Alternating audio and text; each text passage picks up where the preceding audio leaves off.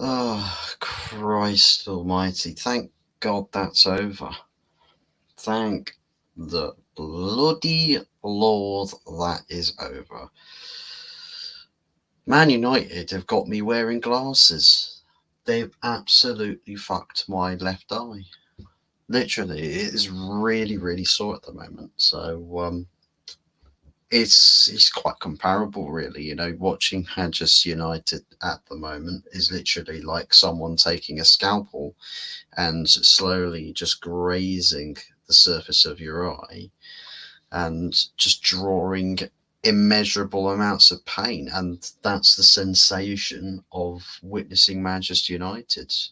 In all seriousness, it's probably just a high amount of screen time that I have. It's dried the absolute fuck out of my eye, and it's turned into similar settings between the legs of a nun. So it is what it is. But we move on. I'll try and not lose sight. But I'll tell you what has lost sight is the Manchester United vision. What is it that this club's meant to be?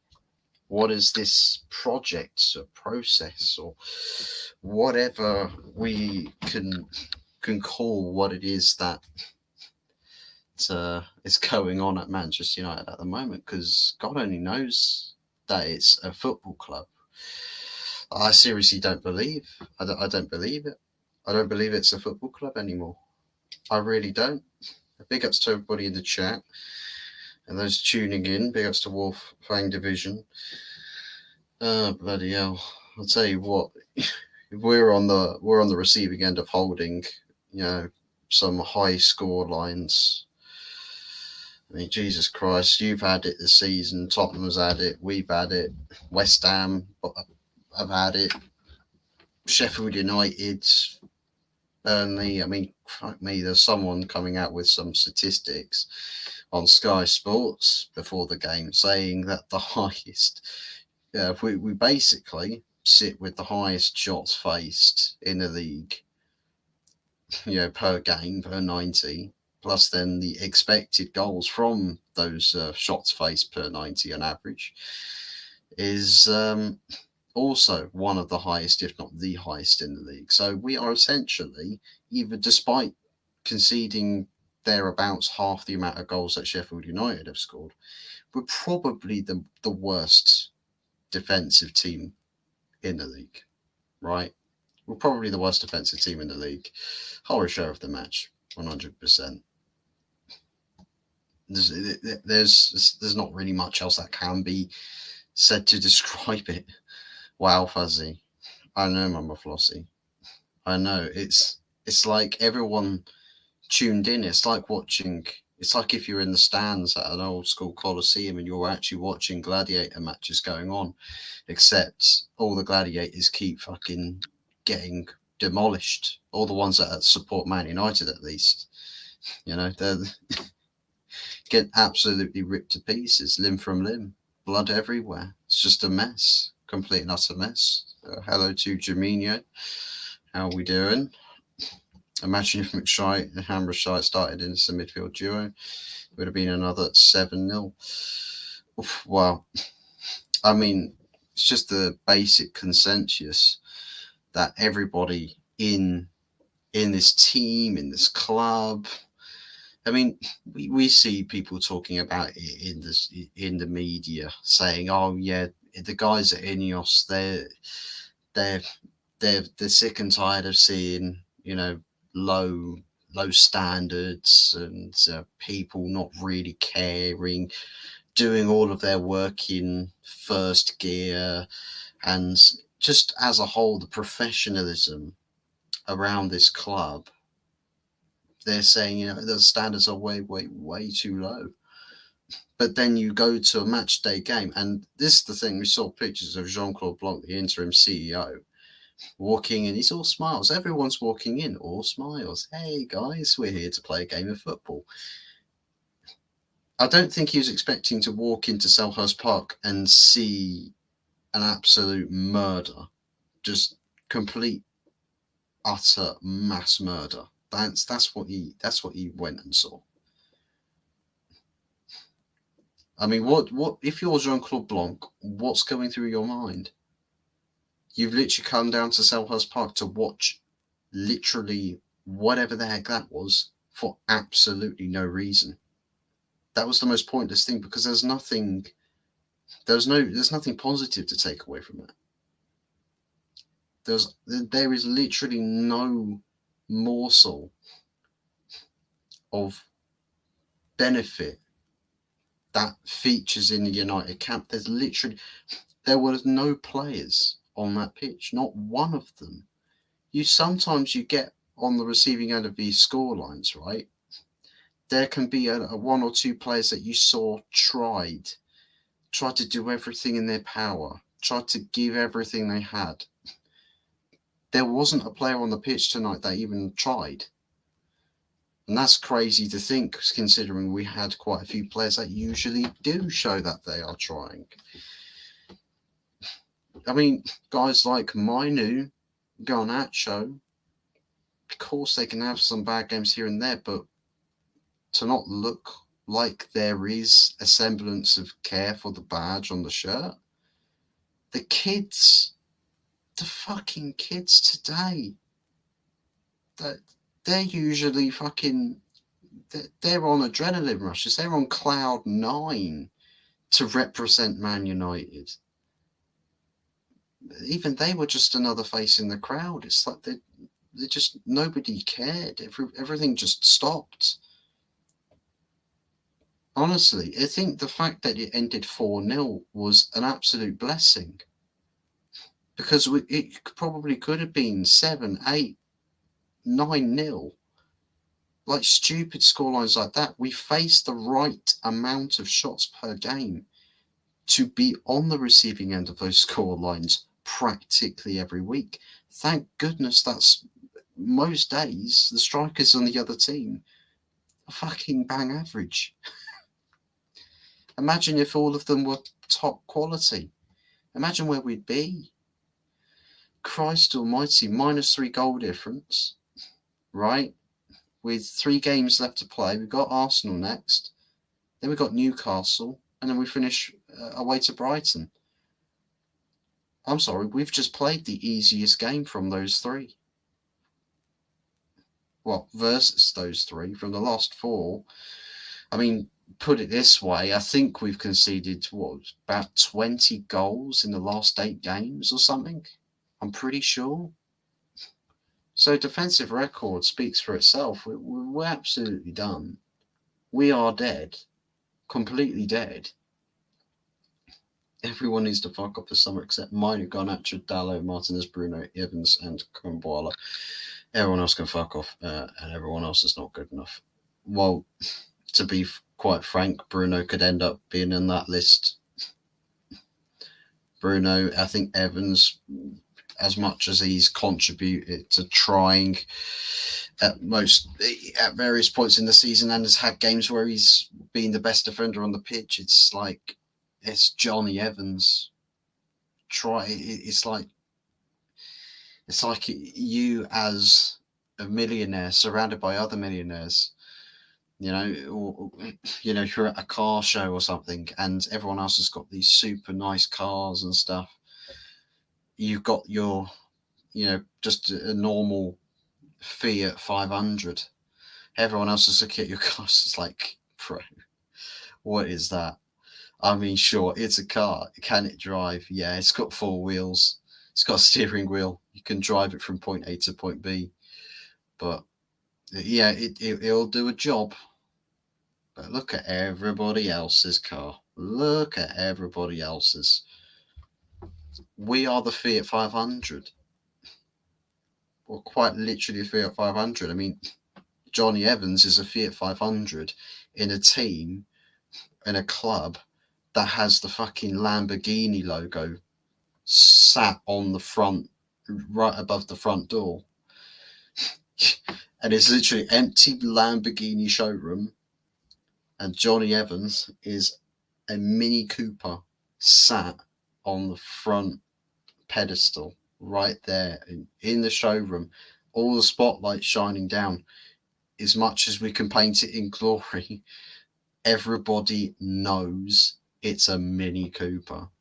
Everybody knows it's Johnny Evans at 35, 36. I mean, the thing is even if we do keep Johnny Evans, there's no improvement to him or to his game. Nothing. It's only decline at his age in footballing terms. It's literally only decline. Bringing on some youth players when you're 4-0 down is just as a PR stunt. Well, the thing is, right, is as much as we want to sit here and say, players this, players that, the players, we all know the players are wastemen. They are wastemen. All of them. Wastemen.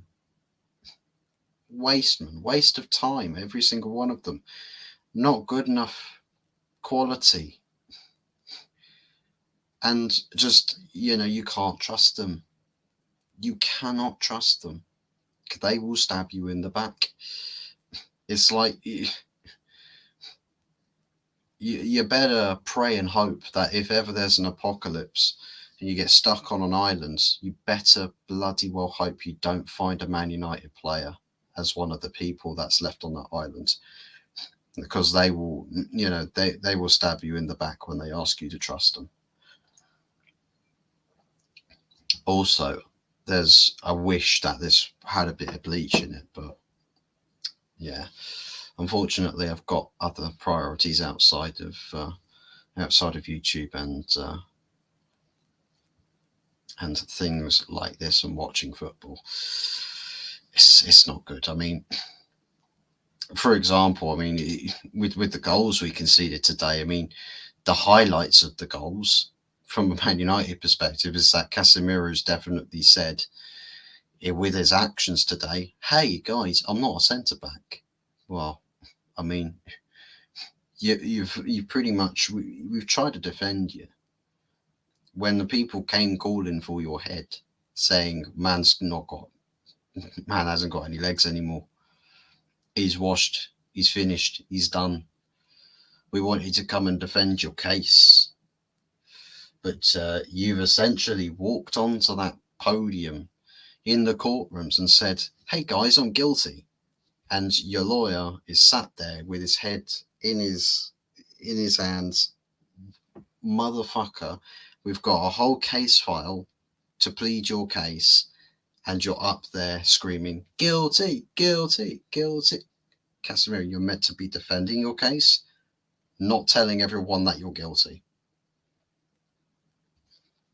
That's kind of how it is with Casemiro at the moment. The guy he's begging for that sale to some other league, maybe Saudi. I mean, the Saudi probably the only league in the world that can afford his wages still, because I doubt he wanted to take any significant pay cuts. No other league on the planet's going to pay anywhere near his wages. So always respect the chocolate master. Big ups, the chocolate master. I mean, Christ, everyone's banned from chocolate milk in Carrington. If I see someone drinking chocolate milk in Carrington, I'm sending every fucking sniper on the planet after them, I swear. There will not be a minute of the day when there isn't a red laser sight trained on their head. They will follow you everywhere. The red lights will follow you everywhere. You can run, but you can't hide. Evans was the only player who looked somewhat competent. He's a 36-year-old centre-back who spent a month injured and was 6th choice for relegated Leicester side last season. Literally, quite literally. And here's the thing. He was originally sold from Manchester United because he wasn't good enough. He was sold to Leicester because he wasn't good enough.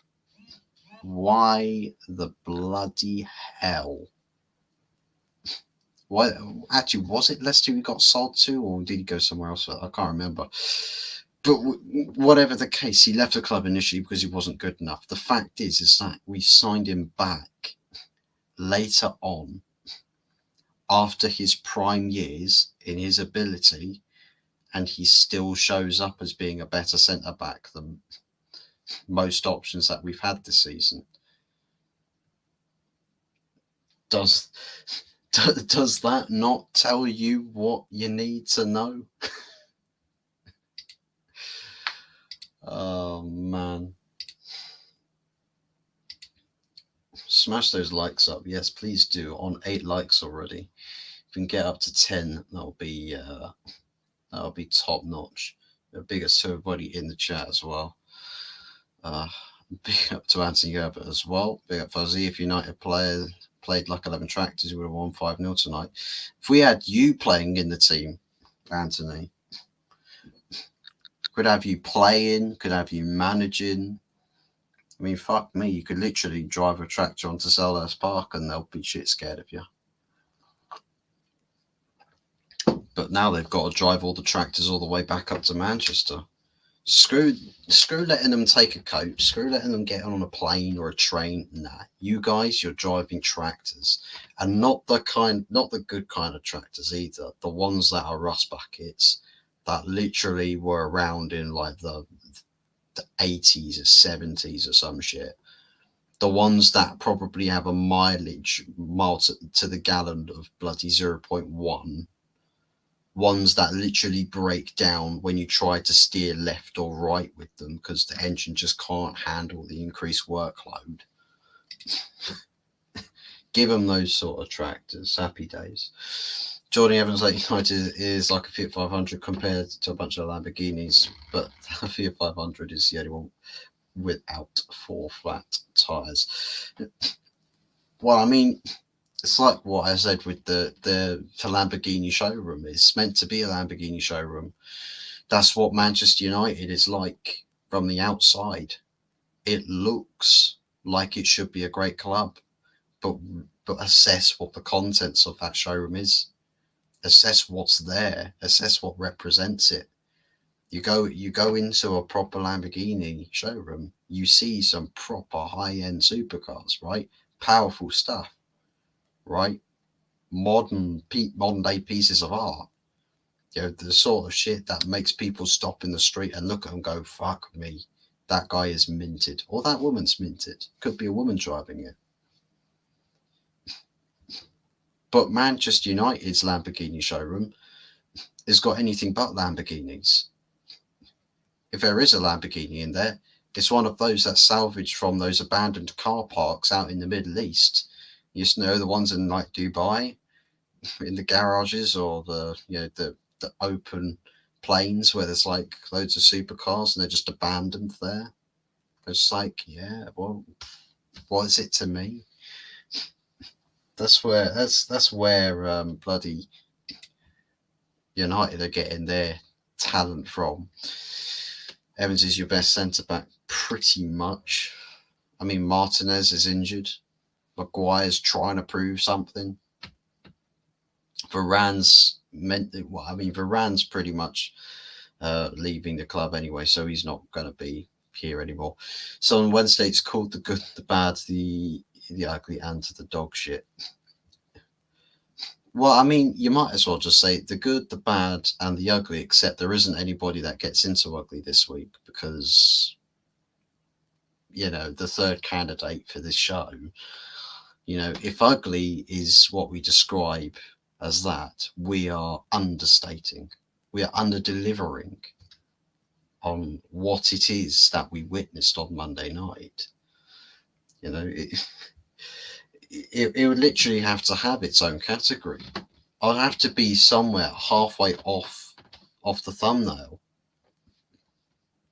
Like, yeah, good luck trying to find something that warrants the ugly section. Being honest, Johnny Evans is your player of the season.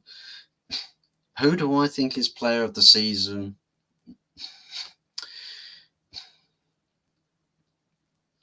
I mean, it's just on the basis of a sympathy vote, but I'll just go Kobbie Mainoo. I seriously would. I'll just go Kobbie Mainoo. Just off the premise of sympathy votes.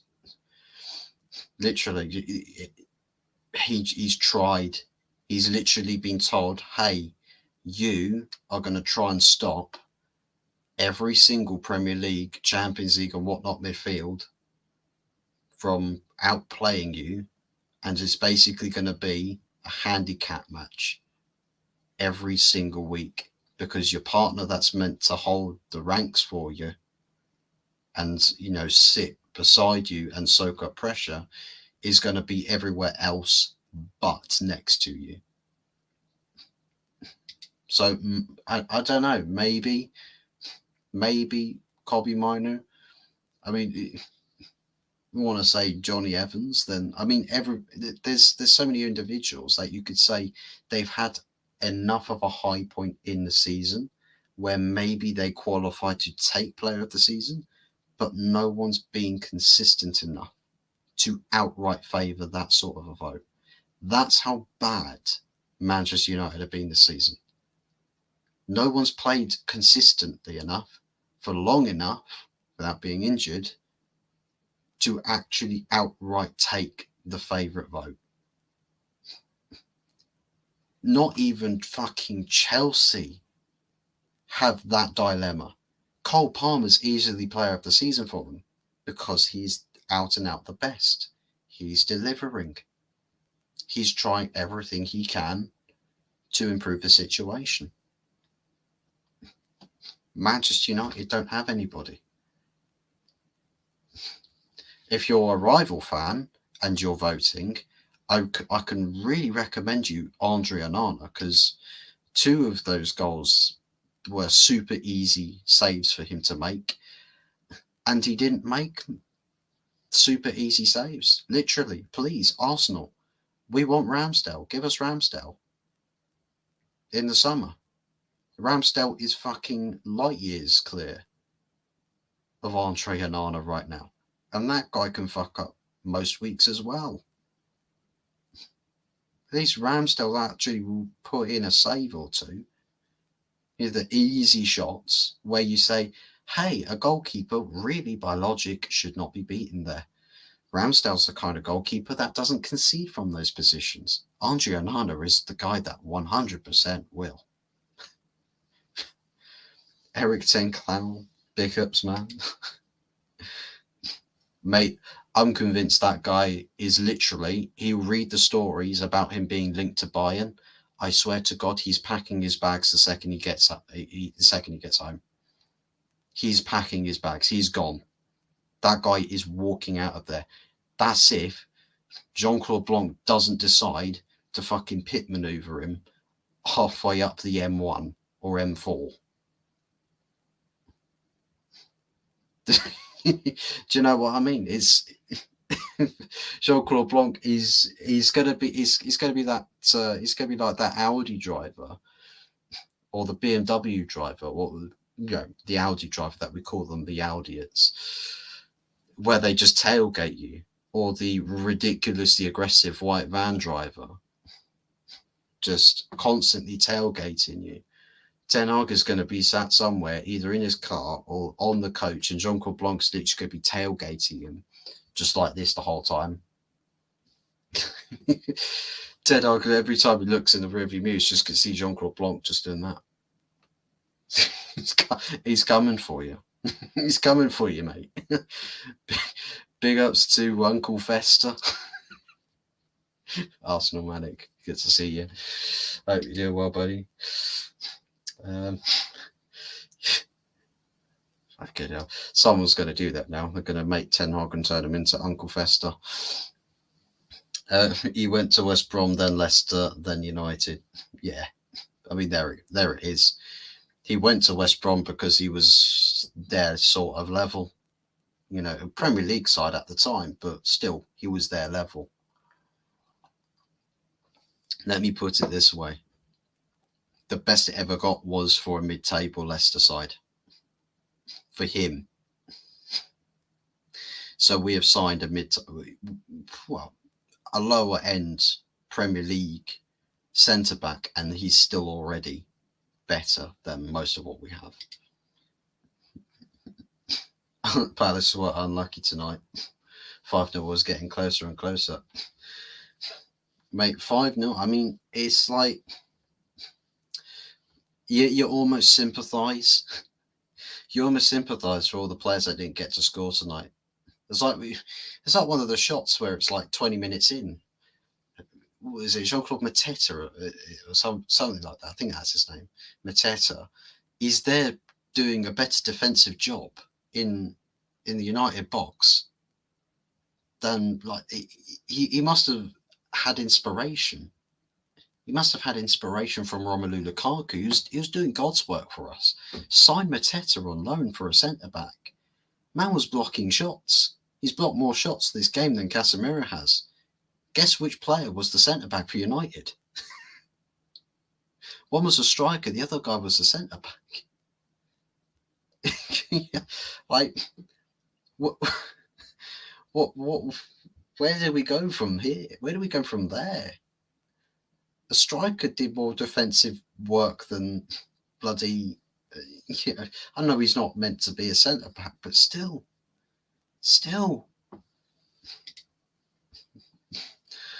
Maybe Ten Hag should borrow your glasses first.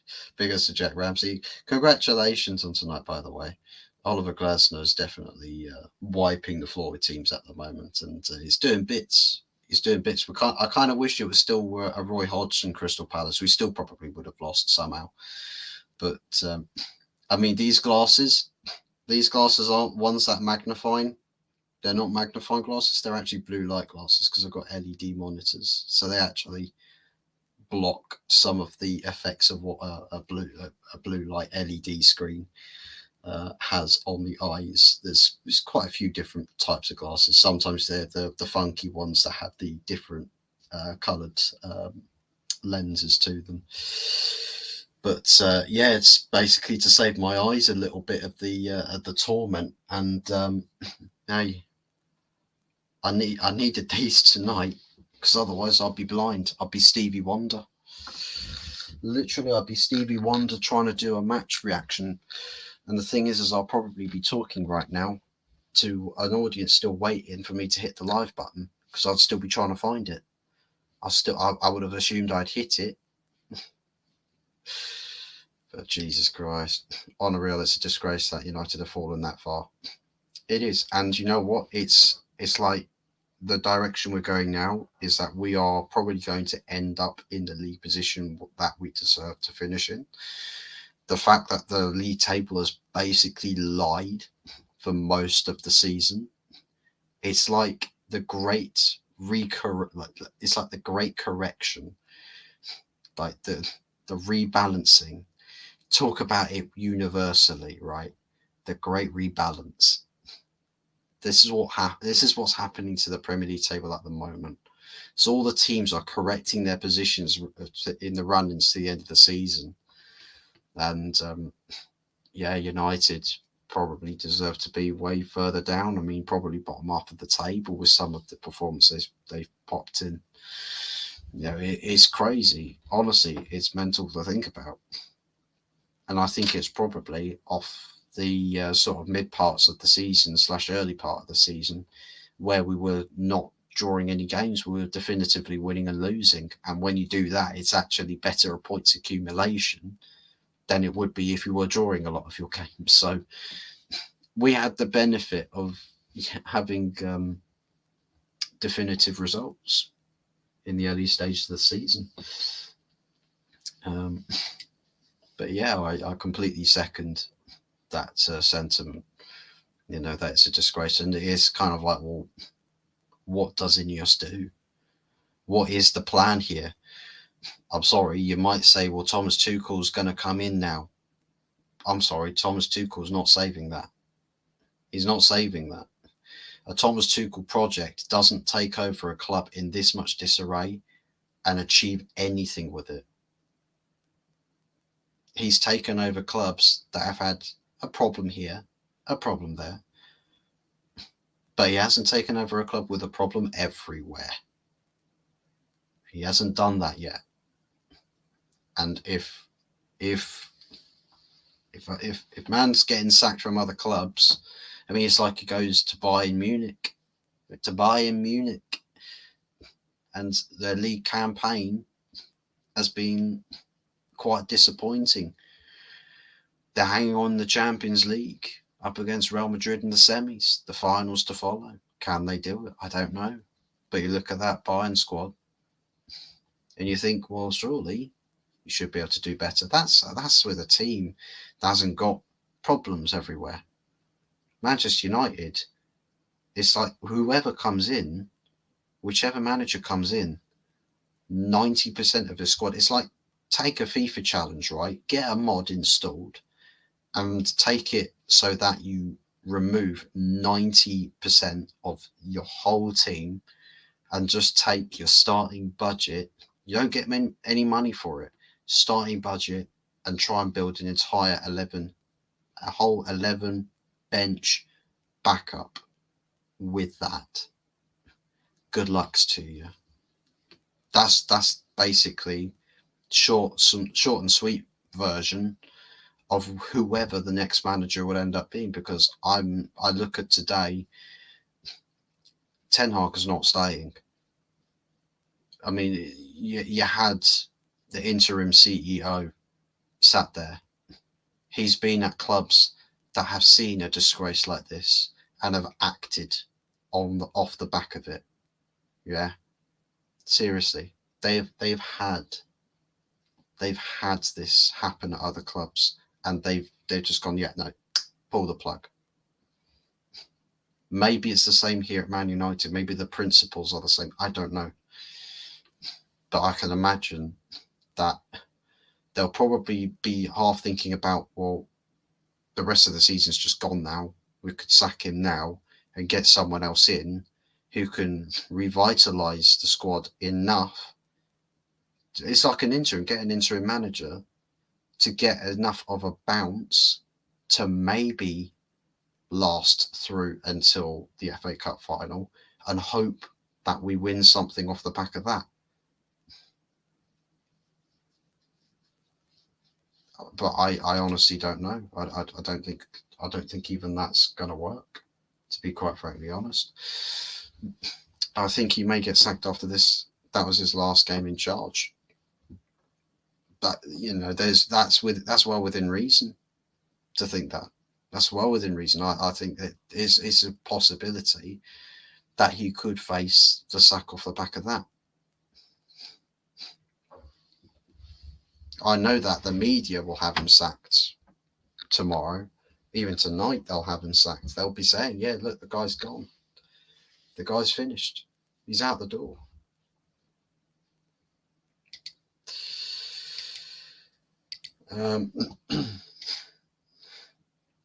Basil Hammer-Brush. One clown manager finally pissing off at Moyes. Hopefully your clown manager now finally on the way back to Holland. Well, it may be off to Germany. I mean, Bayern Munich. It's either, with Bayern Munich, I'll tell you what, it's either going to be one of two things. It's either going to be a stroke of genius by Bayern, that they pick up a manager that's project is completely failed at Manchester United through no complete fault of his own. There are many other factors that contributed to it, and that he ends up getting a chance with, bringing a new system into Bayern, that they end up playing some good stuff again and they start winning trophies, or they continue to win trophies. Or he goes to Bayern and it ends up going horribly wrong there as well, and then it's Bayern get made to look rather incompetent themselves, because, to be honest, they've not made a whole string of great decisions in recent years. So it's probably going to, it will reflect if he goes to Bayern. But I'll tell you what, if with Ajax, if they are getting a new manager, if Ten Hag if Ten Hag isn't sacked by the end of the season, or if he doesn't get sacked until the end of the season, I think Ajax will have another manager in place by that point. If he gets sacked tonight, tomorrow, whenever, I think he will I think he will have a phone call very, very quickly. They'll say, Eric, pack your bags, come back to us. But big ups to Basil Hammer-Brush. Good seeing you as always. On a reel, could have been 10. Edward hit the post as they missed 2 chances, and there were 2 more big chances. Yeah, facts. And the thing is that even the case, even just with the case that you hit the post and your players missing good chances, Andre Onana's just a complete and total liability. Like every shot that goes towards him, you just get super nervous about. Genuinely nervous, like shitting bricks. Just everything, even the slow, tame attempts. You think, oh, he's winding up a shot. He's winding up a shot. He ends up miskicking it, and this literally just a little pea roller towards Onana, and you think, it's all right. No worries, no problems. But then you remember who the goalkeeper is. You're like, oh fuck, oh shit, save it. Please save it, please save it. Man, it is long. It is long. We had a goalkeeper that, yeah, okay, had a howler here or there. But for the most part, I mean, you get clean sheets off the back a lot of the season. Well, yeah, last season. Clean sheets galore. Had a mistake or two. But hey, we sacrificed the guy that would actually keep clean sheets and save lots and lots and lots of shots. Bring in the goalkeeper that was meant to be the ball playing specialist. Not only can he not play the ball properly, not only does he cause mistakes with his opting to play out from the back, and he can't save anything. It's a mystery. It's a mystery. Better get Scooby-Doo on this one, on this case. Find out what's going on. Eric Ten Hag in. Even the Chelsea lot are starting to say it. Wolf, please. Like, you're ahead of us now. You're ahead of us now. You're going on to bigger and better things. With with Clear Lake or Clown Lake, as certain Minerals FC says. To be fair, Clear Lake are a bunch of useless twats, anyways. But still, even you're going on to bigger and better things. We don't even know. We're seeing change, but what that change brings, we don't know. We just don't know. Joking. I mean, it's all somewhat warranted banter anyway, so it would be a typical United to get a result on the weekend. Do you know what? I will live for it, right? Even if Man United lose 10-0 to Newcastle and Brighton, if we somehow shit a result, like how in the same fashion that our guy will shit the most constipated turd you've ever seen, I will live for it just to see the looks on Arsenal fans' faces. I will be shameless with it. I will take my flag. I'll plant it on that mound. I will say, this is the hill I will die on. I'll take that trade. We're probably going to finish 10th anyway, at this rate. Newcastle ahead of us, Chelsea ahead of us, West Ham with no sense of direction, with Moyes there on the beach. Hey, at least if they're on the beach, they can still play football better than Man United can on a finely cut pitch. So, make of that what you will. But if Arsenal somehow don't win, which, by the way, I don't think is at all possible, I think it's guaranteed. I've said already myself, I'm predicting 5-0 losses for the rest of the season, literally, against Arsenal, Newcastle, Brighton, and Man City. I'm just predicting 5-0 losses because these guys have had enough. They've had enough of playing football for the season. They all want to get out. They all want to get out. How do you feel about the new manager? Ooh, not the slightest idea. Ten Hag doing his interview now. Let me know what his comments are. I think you've put the comments in further down. Will Ten Hag say you deserve to win this game? Probably. You probably say, I think that this result was really harsh on the players.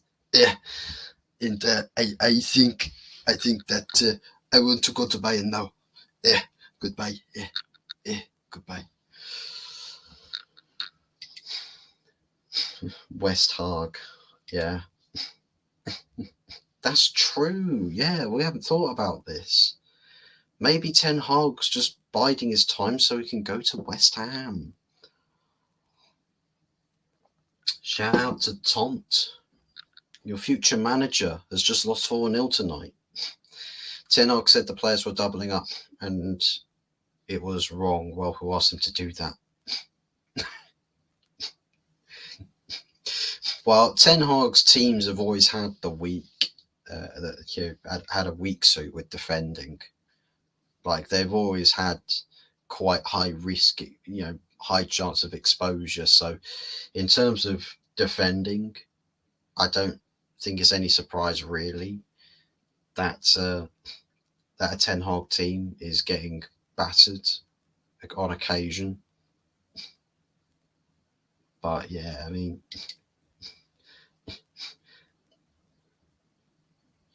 Varane is washed up and inconsistent, just turns up in big games. He's woeful.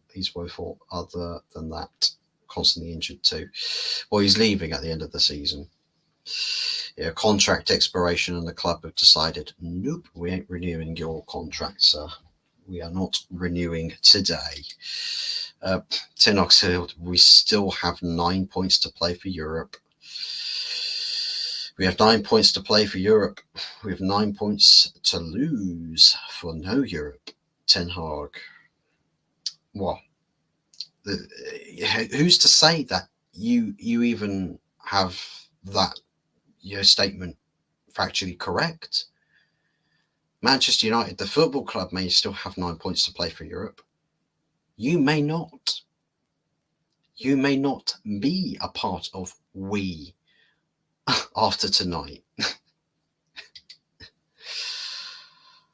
And he said, I'll prepare the team in the best way. Just like how he did tonight, Jack. Just like how he did tonight. Impeccable gamesmanship. Impeccable foresight and planning and preparations. Top quality. Man's had over a week to get that team prepared. He, of course, injury to Maguire, not planned. Injury to Bruno, not planned. It doesn't matter. That team can still fight harder than what it did today. Mino is the only positive for United this season, along with Camboala. I mean, in next season, I think Camboala gets more game time, whoever the manager is. Or, well, I say whoever the manager is. If it's Tuchel, then probably not. Do you give Arsenal a chance to get 3 points against you? Do I give Arsenal a chance? I've given them the fucking game. I've already given them the game. Fuck the chance. You don't need a chance. You've got the game. We've not kicked a ball yet. We've not even seen the pre-match. I've not even done my match preview for that game. Preview is coming out on Friday, by the way. I'll have Anthony Herbert, and if he's around, then Early Doors Football TV as well for that match preview. But mate, I've already conceded the game. Manchester United have conceded the game. Arsenal could walk out with a C team at Old Trafford. They will kick the absolute shit out of us. They will. After that display, Arsenal, I think anybody could. Newcastle's C team did as well at Old Trafford, by the way. So there's your standard. Eric said if we get the right players, we can turn it around next season. good luck being here next season. Good luck to him being here next season. He's going to need a fuck ton of it. Over the moon about Moyes leaving. Hopefully Lopetegui will do the business. Quite possibly.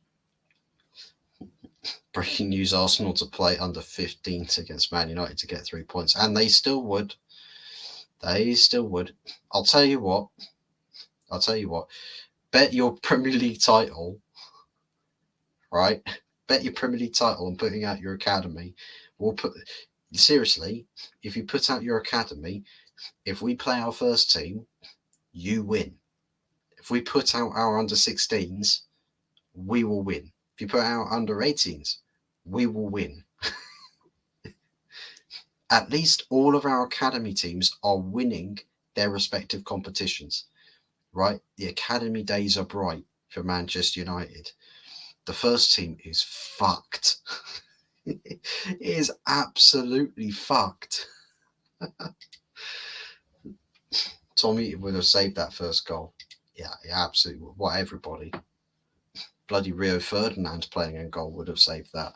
I was playing goalkeeper against my baby nephews yesterday.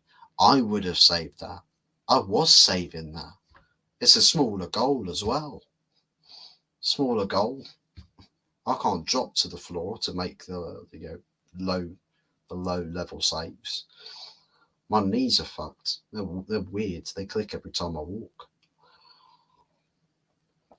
Your best lineup is Heaton, Dalot, Cambola, Evans, Shaw, Minu, Bruno, Mount, Ahmed, Hoyland, Garnacho. Mount only gets in because Mashite, Casemiro, Amrabat, and Ericsson are a new level of awful. I'll probably stick Dan Gore in there. Dan Gore. Bloody Charlie Savage. Charlie Savage, son of Robbie Savage, probably gets it. I mean, to be fair, the funny thing is that during pre-season games, the performances on the individuals from those players were actually level to the performances that our first teamers have been putting in this season. Imagine if those players had the season to grow their potential. They'd probably be better right now. That's fucking mental. At least you only kept them down to 18 goal attempts, not the usual 20-0. You can take some comfort in that. Yeah, that's true. That's true. The average for shots faced in the Premier League has dropped tonight. It's dropped.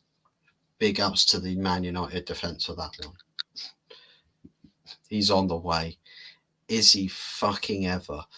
If he's on the way, then so's relegation. Thanks for the congrats. No problems. You are very much welcome.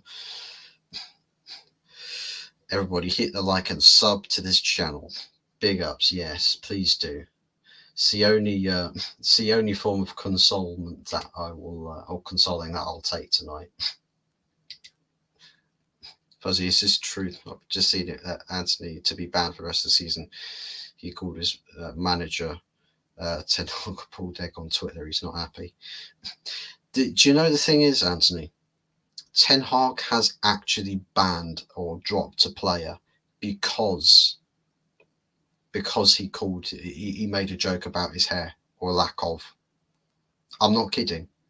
Ten Hag dropped. It's the I've forgotten his name. I think it's Lang, a Belgian winger, young Belgian winger at the time for Ajax. Literally, Ten Hag criticised him to his face, and he clapped back with a joke about his lack of hair. Man got dropped. He was in the team. He got dropped. He didn't play for a solid 2 months. So that comment right there is probably along the right sort of lines, if that is to be the case.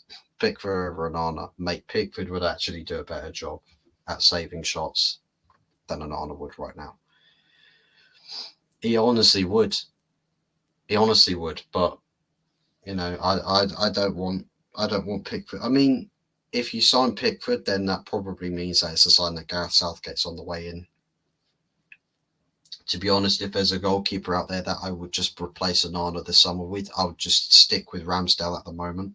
I would honestly go approach Arsenal for Ramsdale, because I'm pretty sure that if we do that, if we approach Arsenal for Ramsdale, with Raya being the favourite choice at the moment for Arsenal, Ramsdale will probably be saying, well, to be fair, yeah, I know it's not the best state at the moment, but yeah, I probably prefer going and being a number one for Manchester United. Maybe I'll gradually get replaced there too, but I've got a guarantee to play football for next season, as opposed to playing second fiddle to David Raya. So Casemiro playing at centre back shouldn't be an excuse. Never played centre back for us against Liverpool, unpocketed Salah, Nunez, etc., and was quality. Well, that's what I was. That's what I felt like when he went into the centre back positions. But everyone's sort of like, but he's not a centre back. He should. He's a midfielder. I'm like, well, obviously, he's not a centre back, but still, a player in centre back positions. It's like, I mean, we've had it several times before. I think it was like Daley Blind at one point was he was left wing back during the World Cup against for Holland when LVG was in charge. LVG came to Man United. We signed him from Ajax, brought him in, started playing him as a defensive midfielder. That very quickly turned into him being a centre back and turned out to be really a fairly solid centre back. So there's that. But yeah, even then, even if you're not a centre back, if you play in that position, you should still be able to do the fundamentals, the basics, right? Casemiro is finished. I think as far as his ability goes, I don't think he's necessarily finished in those regards. But I would say at Manchester United, it's another guy that is just, he's checked out of the club. It's like Rashford, except the guy, at least with Casemiro, he'll be happy to let go because he knows the time has come. Rashford will just hold on for dear life. He doesn't want to accept. He doesn't want to accept the truth of what his career at the club has become. Casemiro is like Oscar Pistorius. His legs are gone. It proves that United are awful without Bruno. Well, to be fair, we're not much better with him either. He had a great game against Sheffield United. That's kind of where the line was drawn. That's kind of where the cutoff was for him. Casemiro is awful. I actually think McShite is better than him right now, and you know how much I rate McShite. Well, I still think Casemiro is a better footballer than McTominay, but it's all about what goes on up here, upstairs, because you can be the best. You can literally factually be told that you are technically the most gifted player on the planet, right? You could be the best, like Lionel Messi could literally, if he applies himself, will be the best player on the planet. Easily, hands down, best player on the planet if Lionel Messi applies himself. If he decides to walk onto a pitch and think, I'm not feeling the vibes, you lose a half yard of pace, there's many of your 50-50s gone, and also your ability to dribble past a player and get away from him to make yourself the half yard of space. You take that aspect of your game away. You've got the for your 50-50s, if you challenge aerially for aerial duels, you see the opposition player and you think, I should be jumping and challenging for that, but I'm not going to lift off the ground as strongly as I should be. I'm a little bit less effort. Even if you drop the standards of application by even 5%, that opponent, does not matter how good or how shite they are, right? If they are feeling the need to fight more than you, you are never beating them. You're never beating them. It's literally it's the case of just players having the the fight to absolutely get stuck in. I mean, that's the thing with Scott McTominay. He can have fight on a football pitch, but he just doesn't have the quality to necessarily back it up. And that's kind of been the instance. It's like that's why we can't really definitively tell what Scott's best position on a football pitch is, because no matter where we stick him to say, oh, well, he did really well this game in that position, we'll say, well, okay, start him there. He starts in that position and then he disappears again. It's just like, well, what, you were doing great the last game in that position. Why have you stopped? And Scott couldn't tell you. He couldn't tell you why he's just not. I just think the ability, you'd almost have to play musical positions with Scott just to get something, remotely semblance of, just even the slightest semblance of consistent performance from McTominay. Rodri Casemiro passing was actually a debate last season. It was. I mean, to be fair, Rodri's probably one of the only players that's still kind of right at the very top there. Partey hasn't played enough to be in that sort of debate, and Casemiro's disappeared. McTominay is the main man at Man United now. Man's injured. Man's dead. Somewhere screaming, Scotland forever. Somewhere screaming Braveheart and blowing on some bagpipes or something. So, that's probably what Scott McTominay's doing right now. He probably doesn't know the Man United result. Onana should be dropped for the last few games. He'd be fifth choice for Bournemouth. Be fifth choice for bloody anybody after watching that shit show performance. But seriously, Bayindir, I'd play him for the last several games of the season. Pub team, yeah, 100%. I'll quickly read out the rest of these comments and we'll be jetting off out of here because my left eye is absolutely fucked.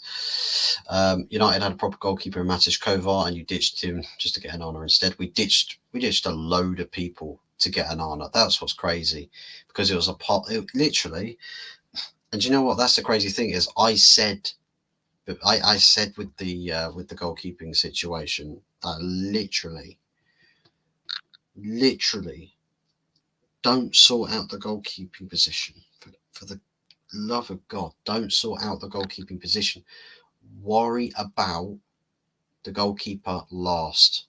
Worry about the goalkeeper last. Literally, De Gea for another season is not as bad as getting a goalkeeper that does not know how to fucking save a goddamn thing. Tom Heaton in pre-season showed us signs of what a fucking goalkeeper is meant to do. Matis Kovar in pre-season showed us signs of what a goalkeeper should be doing, and we've gone for a goalkeeper that has proven everything otherwise. He's just not it. It's not cut out for it. Us dropping points at Old Trafford basically wins the title for City. Are you sure you want them to win the title? Well, it's a conundrum thing, because I mean, it's like, sure, City get history. I mean, I better be careful what I say. I might get a cease and desist letter, guys. Considering Man City actually are fussed about what fans are saying about their football club now, which is I don't know. Has Tony Khan bought Manchester City recently? Because I swear to God, like how Tony Khan is absolutely on the pisser with WWE talking about him, or talking about AEW or whatever the fuck it is. It's like Manchester City giving a shit now. Only now they care about what people are saying. It's like the man could have gone about doing their business and solving their problems, whilst sitting there just saying, well, who gives a fuck? They're just people on YouTube. They're on YT. They're on YT. Who cares? Who cares what they got to think? A bunch of subscribers. We're a football club. We are literally a country backing a football club. What's a YouTube channel going to do? Us dropping points at Old Trafford basically wins the title. Yeah. To be honest, that's the only joy really for Arsenal. Bottling a title again is literally just to see the reactions. But then again, it's almost like you get the Man City 4P, you actually get silence across the summer. You actually get the silence across the summer. You let Arsenal win the title, literally, you're going to get. It's literally going to be like Pride Month. Instead of rainbow flags, you're going to have Arsenal flags. They're going to absolutely light the fuck up out of everything. They'll be everywhere. They will multiply. They'll come out of the drains, the cracks in the walls. That like these people, they'll come for us. They'll come for everybody. A whole summer. And it's not even just for the summer. It's for years and years and years to come as well. I predicted United finished third in the Prem. That's almost as bad as me predicting Ipswich 12th in the Championship. I calculated how far off each team, each of my Championship predictions were, and I was off by 138. Yeah. Championship, I mean, Kieran McKenna, bloody hell, Kieran McKenna's actually done, like, he's just done a Luton Town with Ipswich. Literally, he's just taken them from obscurity, literally mid-table in League One. Instant promotion from when he took over. First season in the Championship, instant promotion. Like, it's crazy. It is absolutely crazy, but is that a standard for the lower divisions in the country? If Tuchel becomes Man United manager, he'll sign Dyer and play him. He'll sign a lot of players that I just don't think are really all that worth. But then again, Tuchel had this struggle with Todd Boehly and co, because he wanted certain players, and essentially Chelsea went out of their way to signing a load of players that weren't quite fitting the bill for him. That players that he's like, well, I don't really want this player. As much as it would be nice if in another day, another life, another world, maybe if I have this player in my team, it'll be good. But past that, he's not going to have the influence. If you are to believe what he'll say, he's not going to have the influence. Literally, he's going to just say, well, what's your style of play? Is it compatible to our vision? If yes, start coaching what's there and we'll bring you the rest. That's essentially what Ineos are going to do. And that's a dangerous thing, because straight away there's a lot of managers there that are just, they're off the blocks, because it doesn't, the work ethic doesn't really fit the bill. United literally have no chance of even drawing with Arsenal, let alone winning. Yeah, pretty much. I've literally already. I've already decided that every single match prediction is going to sit with a 5-0 to the opposition, whoever it is, already. Like that for the rest of the season. We've got 4 games left. There's 4 5-0 predictions right there for you. Check him in, guys. Check him in. But yeah, big ups to England, UK for joining. Casemiro has had such a drop off this season. Yeah. Prediction for the Arsenal game, Fuzzy 5-0. Seconded that one, Anthony.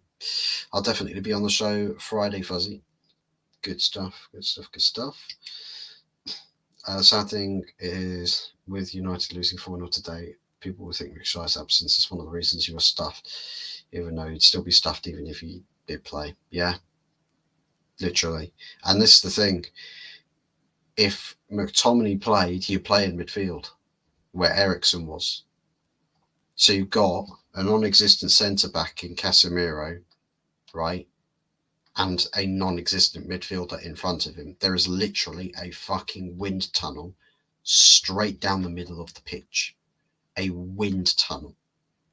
Literally. Man could get a slug, sit there and watch it slime its way through the big gap in the middle of the pitch, and no one would get across to cover that space. Because it's just such a massive area of the pitch where someone will not track the runner, will not occupy the space correctly, will not use football intelligence. But there's so many factors. Anthony's counting his chickens before the eggs hatched. Biggest to Trip Vic, but yeah, I mean, he's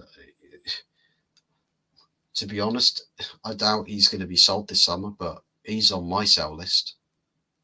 I thought I would try and give him benefit of the doubt, but the guy plays like a bum. He really does. What has he done? What has he done for this club? I literally trying to pose like this against Arsenal for his debut goal. Outside of that, what's your legacy? You've got a legacy outside of football, but we ain't going to go there. So what do you stand for Manchester United? I mean, I don't even know. I hope McShite is a Rangers person and not a Celtic person. Rangers are the only club that I want that prick to play for. Yeah. I don't know. He's probably something like an Aberdeen, because he's like, he must be like a love child of Sir Alex Ferguson, considering that guy loves him as well. Literally, Sir Alex Ferguson loves McTominay. Made the trials at Manchester United, by the way, whilst Ferguson was in charge, I think. Literally in his final couple years. De Gea was terrible, though. He needed to be replaced, but in hindsight, you would have been better off keeping him as number 2 and letting Kovar get on as number 1. Even that was better. Even that would be better. Those pricks at AFTV would be unbearable if we won the league. Exactly. That's what I don't want to have, is every time I click on YouTube and I just see everything across my front page is just AFTV. And even with them making like thousands of burner accounts just so that it's literally everywhere you look, and that they clog up the what's it called? The bloody trying to think of what it's called. The thing that recommends you. It's a system that YouTube has in place based off of interaction, that it sticks your videos in recommendeds. But yeah, people talking about Casemiro's performance and have never played football outside of FIFA games. No worker gives his all for his manager when they know they're doing the wrong things. Well, the thing is that it comes based off of influence, Trip. It's like if you're a part of a workforce where it's like one person, right, who could be a favourite. Like most of the workforce are his mates, right? The manager has got an idea. It takes that one person to switch on that manager very quickly, right? And because he's influential, he holds power of influence. So if he stops trying and says, nah, this guy's a bum, all the other guys that like him straight away on the bandwagon. Yeah, he's a bum. It's not done wrong by anybody else. They just agree with what the player has, or what the happy-go-lucky guy has said. And then, with the power of influence in that dressing room, more and more people start to turn, because week in, week out, they're sharing a workplace with somebody who doesn't care, who's like, I'm done with this guy. They are dragging down the performances. They're influencing you negatively. And sooner or later, you just had enough and you say, right, for God's sakes, I try, and I cannot do it anymore. Then they start slipping up, and then their standards are down the drain.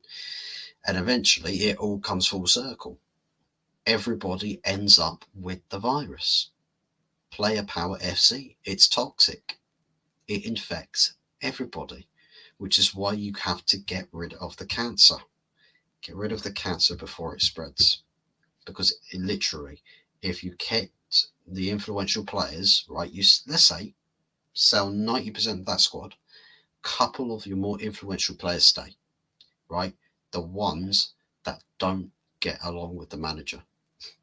Straight away, those, let's say 3 out of 11 people, the other 7 within a year or 2 will be playing like crap. They will be playing like crap because of the influence in the dressing room. And I think that's my perspective on things. That's my take. That's what I feel like is the case here, but it may not be the case. But that's just at least my take with it. I hope Ipswich stay up next season. Come on, Ipswich.